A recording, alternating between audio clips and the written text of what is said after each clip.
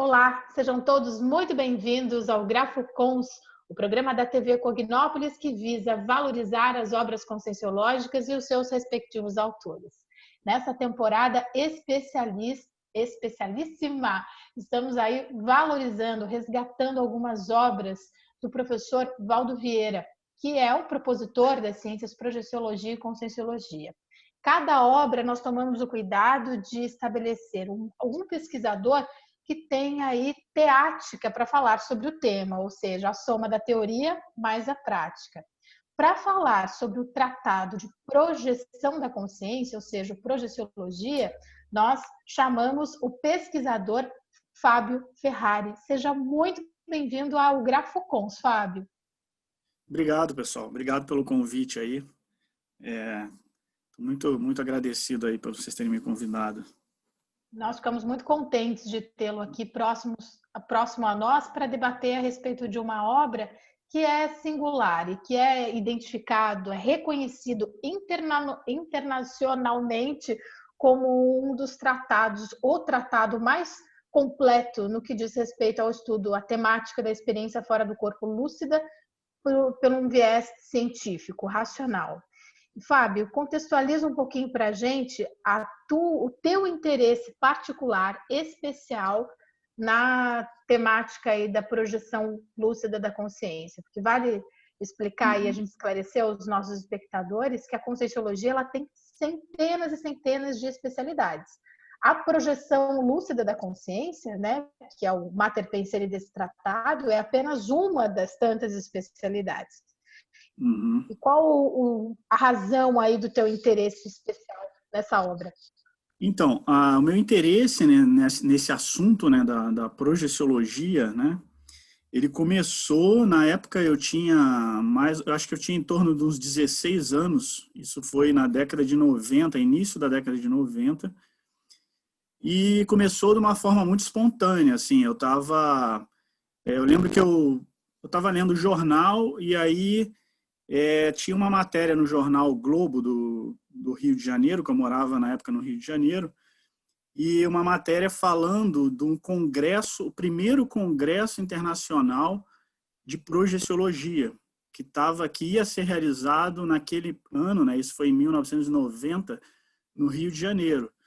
Então, quando eu vi aquela matéria, aquilo me chamou muita atenção, apesar de eu nunca ninguém lá em casa ter falado desse assunto. Minha família não é aquela família espírita, de tradição, sabe, ligada a esses assuntos, ou mais esotérico, mística, nunca ninguém falava disso, mas simplesmente eu olhei a matéria, me chamou a atenção, eu recortei aquela matéria e falei, eu ainda vou me aprofundar mais nisso, e guardei numa pasta e deixei.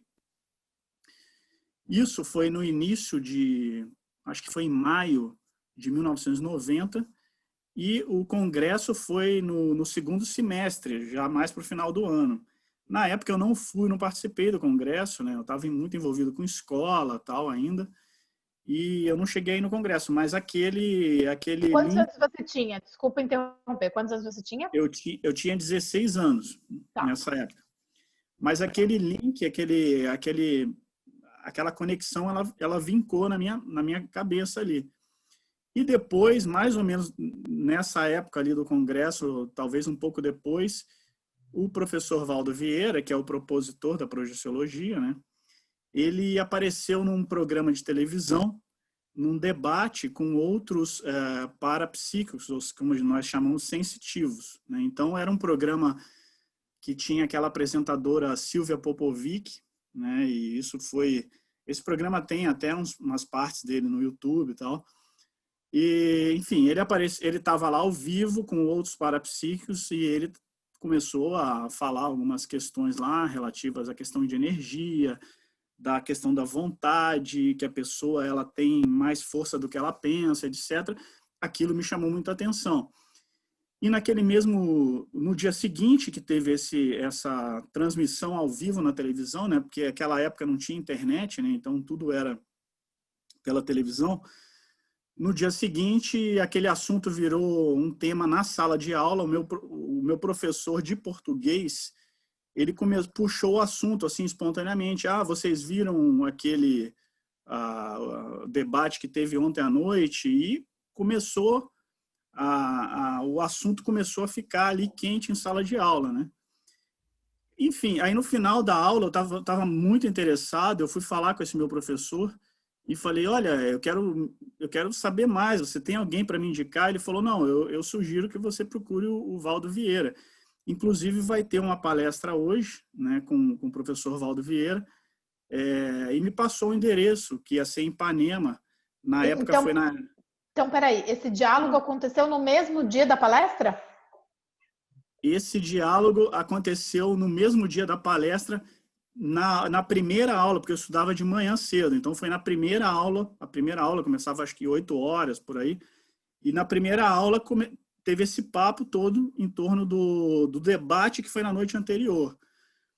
E aí esse meu professor falou, olha, vai ter uma palestra hoje à noite com o professor Valdo Vieira e me sugeriu, né, porque eu nunca tinha e visto, né, o professor Valdo Vieira ainda presencialmente.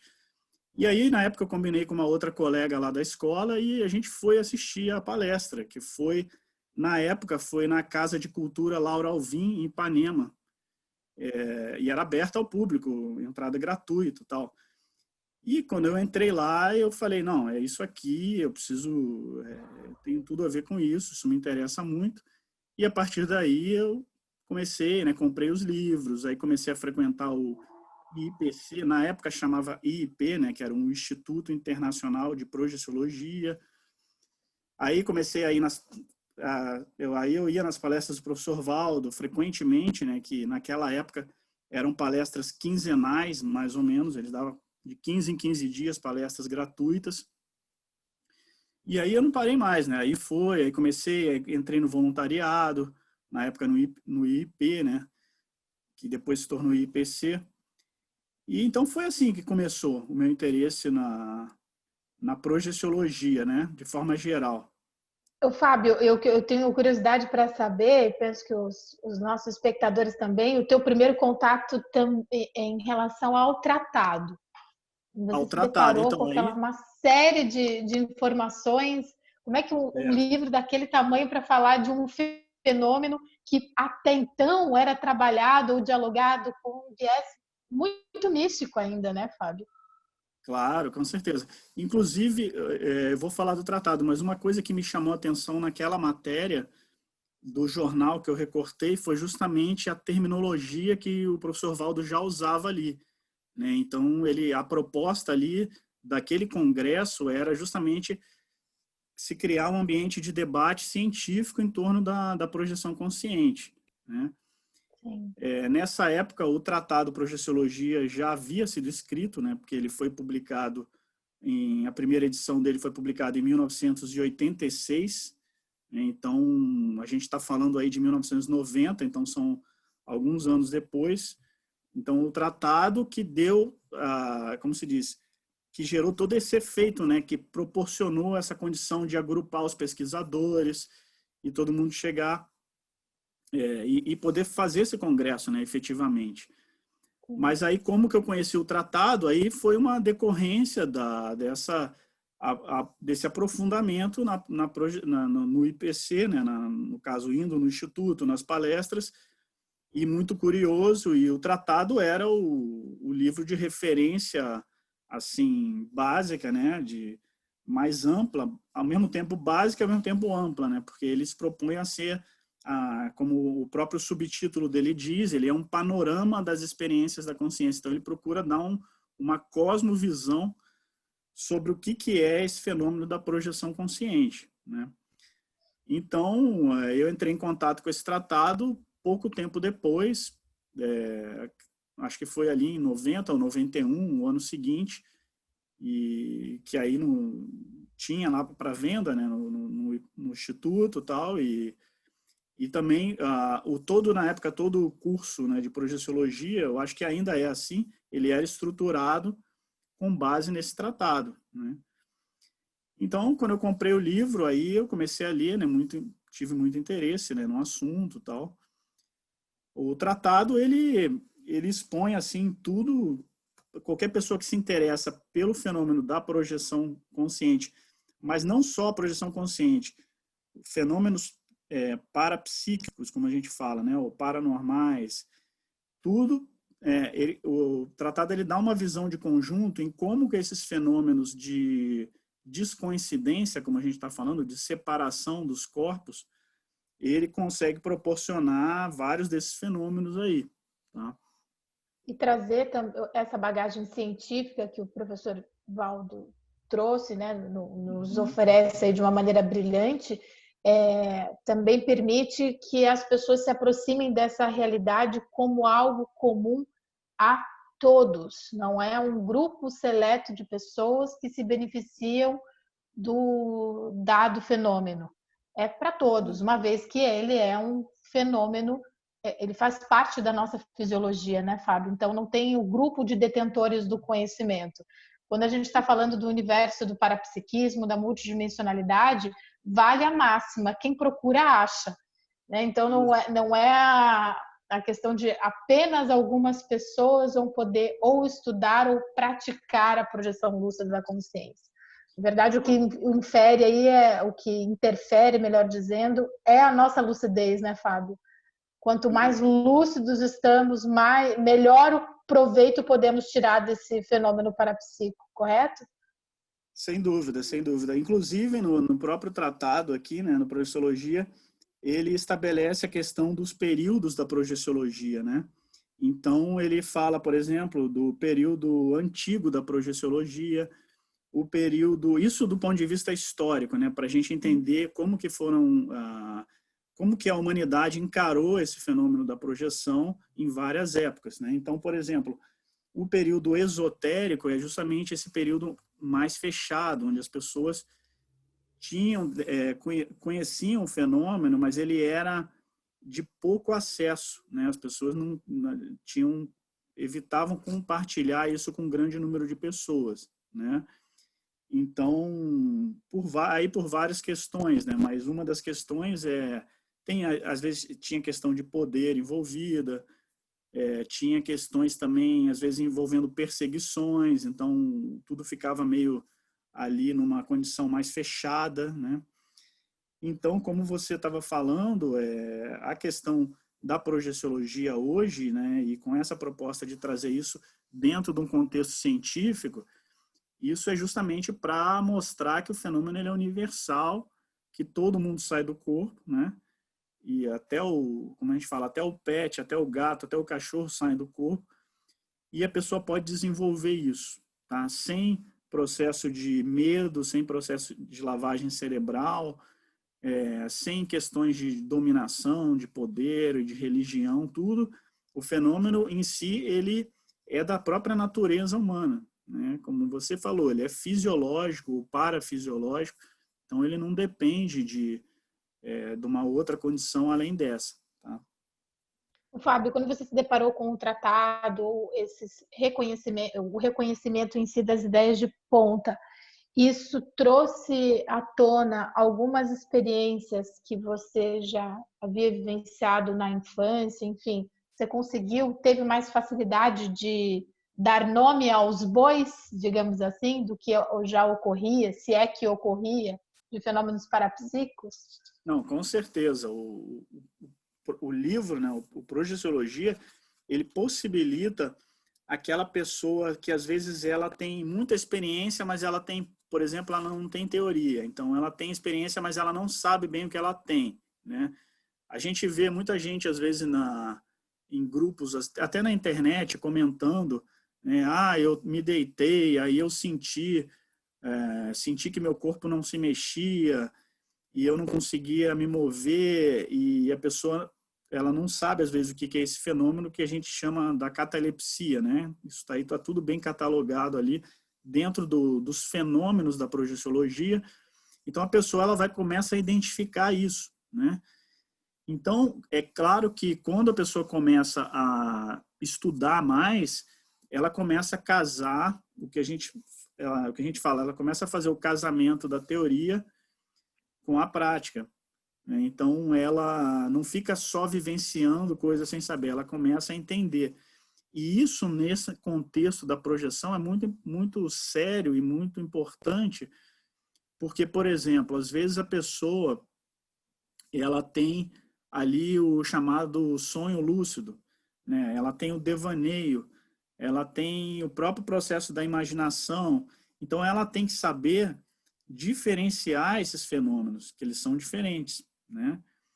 O estado, por exemplo, que a gente chama hipnagógico, que é aquele estado que a pessoa começa a ter as imagens mentais antes da projeção, daquilo ainda não é projeção, né? Então, isso aí a pessoa vai começar a fazer a interpretação dessa fenomenologia que está acontecendo com ela, né? Então agora é o estado hipnagógico, agora é o processo da descoincidência, está começando o início do estado vibracional, minha energia está começando a vibrar mais, e agora estou sentindo a separação dos corpos, então dos veículos de manifestação. Então ela vai entendendo esse fenômeno com muito mais lucidez, né, do que se ela ficasse só num contexto prático e sem uma base teórica, né?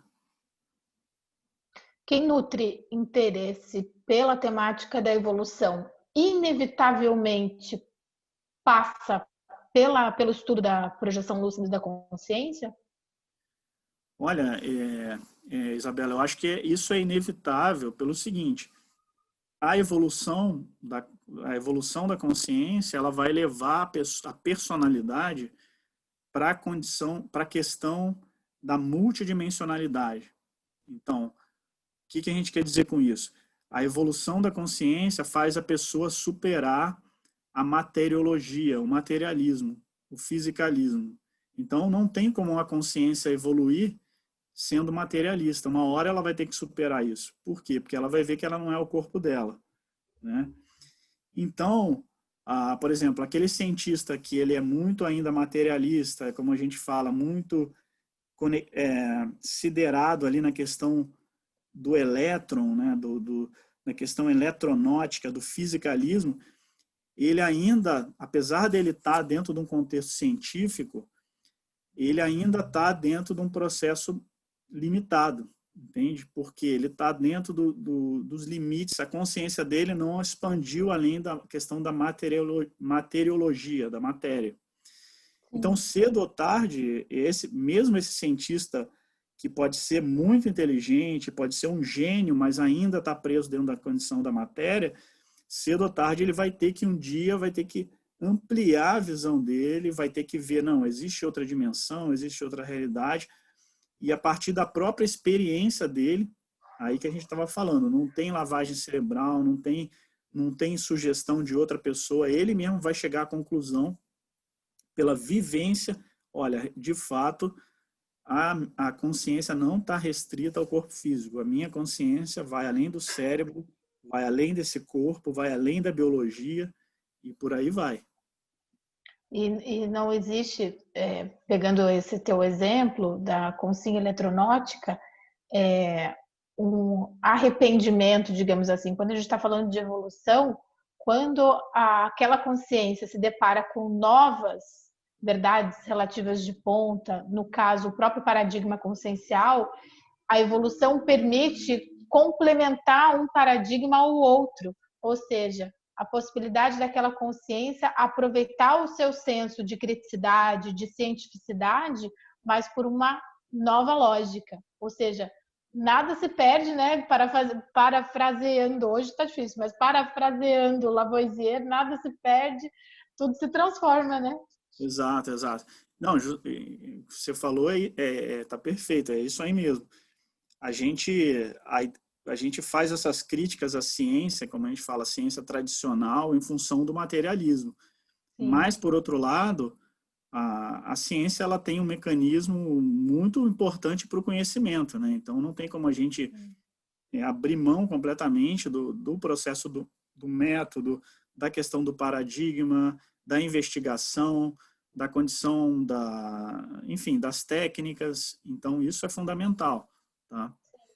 Ô, Fábio, quais, na tua opinião, os principais ganhos evolutivos de investir no desenvolvimento da projeção lúcida? Olha, os ganhos evolutivos a primeira questão aí que eu vejo é a primeira pessoa entender que ela não é o corpo físico dela. Tá? Então, isso parece meio assim, para algumas pessoas pode parecer ainda primário, mas isso permite, assim, a pessoa cria uma condição de reperspectivação do que ela é. Então, a pessoa começa a se olhar de outra forma, né? Porque ela, até então ela achava que ela era o corpo dela, né? Aquela identidade física, o RG, né? A pessoa que nasceu em tal cidade, dia tal. Quando ela começa a ver que a consciência dela vai além disso, aí isso gera uma expansão, né? Então ela vai falar assim, oh, mas então minha personalidade não começou agora, nessa minha vida. Então, inevitavelmente, a projeciologia leva a pessoa a considerar a hipótese da questão que a gente chama das retrovidas, ou seja, ela já existiu antes, ela teve outras vidas antes, né? Como nós chamamos na conscienciologia de seriex, né? São as séries de existências. Popularmente, o nome de reencarnação, né? Chamado de reencarnação, mas a gente propõe um nome mais técnico para isso, porque justamente isso pode ser comprovado através também da projeção. Quando a pessoa sai do corpo, ela tende a flexibilizar mais a memória dela. Com isso, ela muitas vezes acessa o que nós chamamos da holomemória, ou seja, a memória integral, a memória além da memória biológica, além da memória cerebral dela, da memória cerebral. E com isso, muitas vezes vem flashes, vem associações, vem lembranças de experiências que não se encaixam nessa vida atual. Então a pessoa ela vai ver, não, então essa experiência, ela tá, quando que eu vivenciei isso? E muitas vezes isso pode vir com muita lucidez para a pessoa, né? Então aí ela vai ter que identificar onde que foi esse contexto. Isso tudo gera uma ampliação muito grande, porque a pessoa também ela vê que ela não evolui sozinha, entende? Ela está dentro de um contexto grupal, ou seja, interconectado com outras consciências e dentro de uma condição de um grupo evolutivo, né? Então, ela vai começando a ampliar essa visão de quem que ela é, o que ela está fazendo aqui, qual é o objetivo da vida dela, Sim. e por aí vai, né?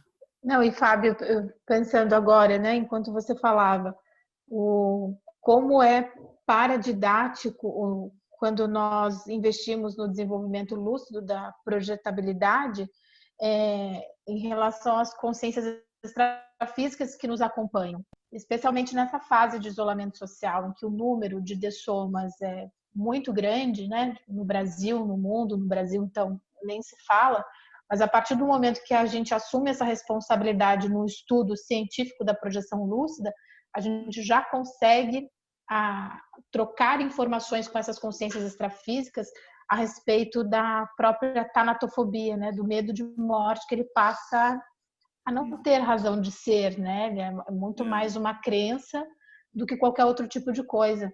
Então, da responsabilidade de inserir a projeção lúcida nos nossos temas diários de pesquisa, a fim de assistir, da gente se entender enquanto consciência, já que é uma ferramenta de autopesquisa valiosíssima, mas para o grupo também né? Nesse contexto atual, inserir a projeção lúcida, eu acho que é um bom investimento e uma boa oportunidade de assistência também, hein, Fábio? Não, com certeza. E porque também o fato é o seguinte, a projeção, ela não depende de recursos materiais, entende? A pessoa, ela pode, basta ela estar viva, né? Basta estar na dimensão física para ela se projetar, né? Então, não depende de condição financeira ou outras condições além disso. Então, qualquer pessoa que tenha vontade, que tenha determinação, que tenha interesse, ela pode ter a projeção, né? Então, vai além dessas questões sociais, né, que a gente muitas vezes está acostumado a ter, né, com condições profissionais, condições materiais, enfim. A projeção ela está acessível para qualquer pessoa. Então, isso que é a condição interessante aí. Qualquer pessoa que tem interesse, ela pode comprovar, pode ter a projeção. E nessa condição, né, de pandemia, como você estava falando, a pessoa pode ter as experiências na casa, a partir da casa dela, né, da base física, como a gente fala, né? Então, não precisa sair de avião, viajar. É claro que todo mundo gosta de viajar, mas ela pode também sair do corpo dela, né, gratuitamente. Muito bom, excelente. E, Fábio, em relação ao tratado, quem tem interesse aí na leitura desse tratado do Projeciologia, mas que pode se assustar, opa, nunca li um tratado, não sei como iniciar esse processo de pesquisa. Você teria alguma sugestão de método de leitura, algo que tenha facilitado a tua a Uhum. pesquisa e que você possa passar à frente? Eu, no meu caso, assim, eu não segui eu não fui fazendo aquela leitura, né, do início até o final. Simplesmente eu ia acessando temas que me interessavam naquele determinado momento. E ia seguindo a minha própria curiosidade, né? Ele tem um índice remissivo aqui, um índice geral, né, bem no início aqui do conteúdo. Então, se eu for deixar uma sugestão para quem não conhece, é de olhar, folhear o livro, olhar o conteúdo, ver o que interessa, o que chama a atenção, né? O que chama, desperta a atenção da pessoa, o que desperta a curiosidade e começar essa leitura por ali. Apesar do volume dele ser um tratado, né? Ele tem 1907 referências bibliográficas procedentes de 28 países, então assim, ele tem essa condição assim de muita pesquisa, mas apesar disso ele é um tratado fácil de ler, né? Então ele é bem escrito, ele não tem uma escrita enrolada, né? Como a gente fala, é uma escrita fluida. Qualquer pessoa que se dedique, que tenha concentração, ela consegue entender o que está sendo dito ali, tá? Se a pessoa ainda não está familiarizada, por exemplo, com os neologismos, né, com algumas expressões técnicas, tudo isso também tem ali o glossário que a pessoa pode recorrer. E hoje mesmo na internet tem muito material da Conscienciologia que a pessoa, se tiver alguma dúvida em relação à leitura do tratado, ela pode também estar recorrendo. Tá? Mas em questão ao texto do Projeciologia, ele é muito acessível, né? Apesar do livro ser grande, o texto é muito acessível, né? Agora, outra sugestão que eu acho, que eu considero importante, é a pessoa sempre ler com isso aqui, né? Ler com a caneta e sublinhar, não ficar com aquela condição de não, vamos manter o Sim, tratado, né?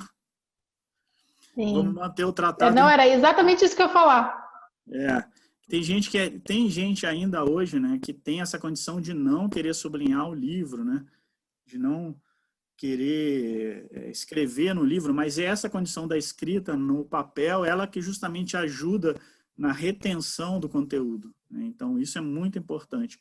A pessoa não ter pudor, né, de escrever no livro, de riscar, de sublinhar o livro ali, porque isso vai ajudar ela a compreender, né? Isso. Eu adicionaria, além disso que você comentou, de grifar, de ter um caderno já com o tratado, né? Por ele só, ele já é bem extenso, de você pegar temas que tenham chamado mais atenção e você mesmo colocar a mão na massa, né? Das suas interpretações pessoais a respeito daquela temática, porque qualquer leitura já confere um diálogo multidimensional. A leitura conscienciológica, então, nem se fala, hein, Fábio? A gente pode somar ali as nossas interpretações, mas com os insights também dos amparadores extrafísicos ali no contexto todo, né? Sem dúvida. E uma outra condição importante que eu acho é quando a pessoa começar a ler um livro desse tipo, ela ficar muito atenta à questão da energia dela, como que às vezes vem ideias diferentes do que ela pensava antes, que nós chamamos que são inspirações, né, de origem extrafísica, vem insights, vem ideias novas, neo-ideias. Então, essas inspirações, elas são muito valiosas no momento da leitura. Então, conforme você falou, é sempre importante a pessoa ter um caderno ou folhas, né, para ela fazer anotações paralelas durante a leitura. Tá? E uma outra também coisa que eu lembrei aqui que eu considero importante, é que se a pessoa tiver, por exemplo, com alguma dificuldade de ler, ela usar aquela técnica que a gente fala de acordar de madrugada num horário que não tenha nenhum tipo de interferência e procurar fazer esses estudos num horário de preferência de madrugada. Agora, para isso, claro, ela tem que dormir mais cedo, tem que atender as condições ali, né, de sono, senão ela vai ficar lá pescando ali, não vai dar. Mas ela tem essa técnica, ela pode ajudar bastante assim também. Se a pessoa tiver com dificuldade de estudar, né? Excelente. E para a gente finalizar, qual a importância desse tratado em termos de assistência e para o momento do planeta? O que você acha que é o principal legado aí deixado nesse tratado? A minha opinião, assim, sincera, eu considero que esse tratado aqui é uma das maiores obras-primas, não vou falar a maior, mas uma das maiores obras-primas escritas no nosso planeta, tá? Por quê? Porque ele está tratando de um assunto que é um dos mais sérios, que é a questão da multidimensionalidade, ou seja, a sua consciência, a minha consciência, da pessoa que está ouvindo a gente, essa consciência não é física, ela não é dessa dimensão. A nossa consciência, ela é de outra dimensão, ela é extrafísica. Então, isso, do ponto de vista da gente falar, é muito simples, mas na hora que a pessoa começa a vivenciar isso aí muda tudo, tá? Então, veja, um tratado que se propõe a trazer um outro paradigma para a pessoa entender, um outro modelo para a pessoa entender a própria vida humana, né, a própria vida que ela está vivendo, isso é revolucionário, na minha opinião, né? Esse tratado aqui, ele rompeu todos os paradigmas e, ao mesmo tempo, ele não abriu mão da cientificidade, né? Então, ele usa a cientificidade, usa a racionalidade, isso é muito importante. Ele não ficou num processo místico, num processo esotérico. Ele procurou ampliar cada vez mais a racionalidade, porém, ele também não ficou preso dentro de um modelo científico tradicional, mecanicista, como a gente estava dizendo antes. Então, ele usa o que a ciência tem de bom, mas ele avança para frente, como a gente fala. Por isso que a gente considera, né, a gente usa essa expressão, que isso aqui é um conhecimento de vanguarda, né? É uma verdade relativa de ponta, porque está na frente, entende? Então, o conhecimento desse tratado de projeciologia, ele é um conhecimento de vanguarda. Ele ainda, na minha opinião, e eu lembro que o professor Valdo ter comentado isso também, esse livro ainda não foi descoberto, a projeciologia ainda não foi bem descoberta. Apesar de o livro ter sido lançado na década de 80, né, o IPC existir desde 1988, já está dando muitas aulas, mas ainda, do ponto de vista planetário, a projeciologia ainda não foi descoberta, né? Ainda é uma microminoria de pessoas interessadas ali. Vai chegar um dia, né, que a humanidade vai, em larga escala, entender mais dessa questão, mas a gente ainda está caminhando até lá. Agora, quem nutre no dia de hoje interesse por essa temática, olhos e para olhos muito atentos, porque isso diz muito a respeito da sua pessoa, da sua consciencialidade e o que você veio fazer nesse planeta Terra, né, Fábio? Sem dúvida, sem dúvida. Fábio, a gente agradece demais a tua participação, não só para falar do tratado Projeciologia do professor Valdo Vieira, mas por todo o teu trabalho de pesquisa no assunto, dentro do voluntariado conscienciológico, ajudando a gente a expandir as ideias de ponta no planeta. Muito obrigada, Fábio. Eu que agradeço. Tá? Obrigado. Lembramos que a obra, né, o Projeciologia, está disponível para quem quiser se aprofundar mais nessa temática gratuitamente na internet. Nas próximas edições do Grafocons, continuaremos nesse resgate valioso das obras do propositor das ciências Projeciologia e Conscienciologia, professor Valdo Vieira. Ótimas reflexões para você, boas reflexões e boas projeções também, vista no desenvolvimento da projetabilidade lúcida, e até a próxima edição de mais um Grafocons.